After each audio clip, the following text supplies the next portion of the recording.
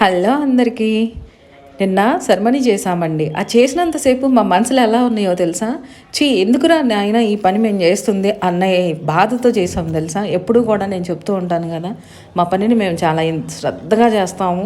ప్రతిదీ కూడా రెడ్డి గారు దగ్గరుండి ఎంతో ఇష్టంగా చేస్తారు. అలాంటి మనిషి నిన్న మొహం వేలాడేసుకొని పని చేస్తుంటే ఎందుకు అనుకుంటారా? మా అపార్ట్మెంట్లో మేమంతా ఒక ఫ్యామిలీ మెంబర్స్ లాగా కలిసి ఉంటామండి.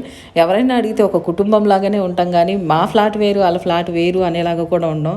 అలాంటిది ఒక వ్యక్తి మా నుంచి దూరం అయిపోతే ఇక ఆయన సెరమనీకి మేము భోజనాలు ప్రిపేర్ చేస్తే మా కళ్ళల్లో నీళ్ళు, మా గుండెల్లో బాధ తప్ప ఏమీ కనిపించలేదండి. కానీ భోజనాలు కూడా ఆయన ఎంత ఇష్టపడేవాళ్ళు రెడ్డి గారు భోజనాలంటే, అలాంటిది ఆయన నిన్న భోజనాలు కూడా మేమే ఆశ్చర్యపోయాం. అంత బాగా కుదిరిని.